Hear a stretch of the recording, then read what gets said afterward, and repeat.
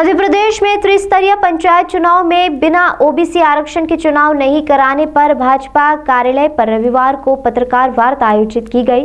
इसमें सांसद शंकर लालवानी, भाजपा जिला अध्यक्ष डॉक्टर राजेश सोनकर, खादी समाज के पूर्व राष्ट्रीय अध्यक्ष सुभाष चौधरी सहित भाजपा के ओबीसी वर्ग पदाधिकारी मौजूद रहे। सांसद शंकर लालवानी ने बताया कि मध्य प्रदेश में त्रिस्तरीय पंचायत चुनाव में बिना पिछड़ा वर्ग के चुनाव संपन्न करवाने का जो संकट उत्पन्न हुआ, उसमें कांग्रेस नेताओं की भूमिका रही। सांसद ने पूर्व मुख्यमंत्री कमलनाथ पर भी आरोप लगाए हैं। उन्होंने कहा कि कांग्रेस ने मध्य प्रदेश की आधी आबादी को धोखा देने का काम किया है। इसीलिए तो हम आपके बीच में आए कि जो भ्रम की स्थिति कांग्रेस पैदा कर रही है, अगर कांग्रेस पहले ही बता देती 51% ओबीसी है तो 27% हो जाता। वो 27% बढ़ता के 14% पे ले आई। इसीलिए स्थिति हुई ना। अगर वो विधानसभा में बता देती कि 51% है तो 27% आरक्षण हो जाता। उन्होंने बताया 27% और फिर कोर्ट ने 14% करा। तो ये धोखा दिया ना उनके साथ, ओबीसी वालों के साथ। यही तो हम बता रहे हैं लोगों को कि गलती कहाँ हुई, कौन कर रहा है, कौन गया सुप्रीम कोर्ट।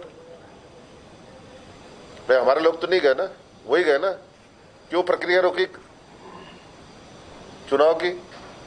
न कोर्ट जाते, न प्रक्रिया रुकती, अभी चुनाव हो जाते और ओबीसी का जो हक है वो उनको मिलता। और आप देखिए ना उनका किस तरह कुछ नहीं किया। हमने देखा माननीय शिवराज सिंह चौहान जी ने पिछड़ा वर्ग कल्याण आयोग बनाया, जिसमें पिछड़ों के लिए बहुत सारी योजनाएं लागू की। हमने हाल ही में देखा कि कल केंद्र सरकार ने ओबीसी में नीट का जो आरक्षण रहता है, बच्चों का परीक्षा का नीट का आरक्षण 27% वो रखा, 10% इकोनॉमिकल जो बैकवर्ड है उनके लिए रखा।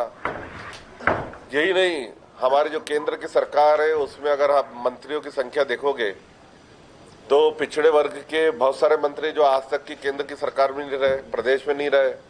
मुख्यमंत्री जी की बात करें, हमारे प्रदेश में उमा भारती जी पिछड़े वर्ग की मुख्यमंत्री बनी, शिवराज सिंह चौहान है। कांग्रेस ने कभी भी पिछड़ों को आगे नहीं किया। ये पिछड़ों के नाम से राजनीति करते रहे और जो प्रदेश की 51% आबादी है पिछड़ों की, उसके साथ उन्होंने हमेशा धोखा किया। और इसी को लेकर आज पूरे प्रदेश में पत्रकार वार्ता ली जा रही है। जिस प्रकार कांग्रेस ने पिछड़ों के साथ धोखा किया, हम जनता के बीच में उसको ले जा रहे हैं।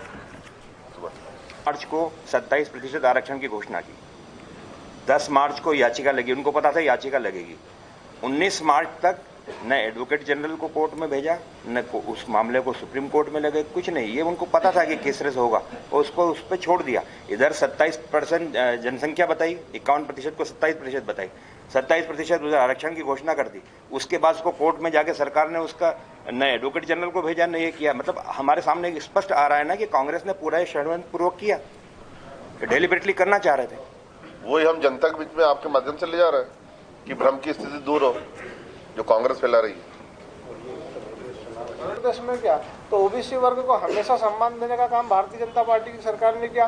नीट की भी अगर हम बात करें तो 27% नीट में विद्यार्थियों को आरक्षण देने का काम भी माननीय नरेंद्र मोदी जी की सरकार ने किया, जिसके कारण हजारों लाखों ओबीसी वर्ग के विद्यार्थियों को लाभ मिल रहा है। तो ये सीधा सीधा अंतर समझ में आता है कथनी और करनी में।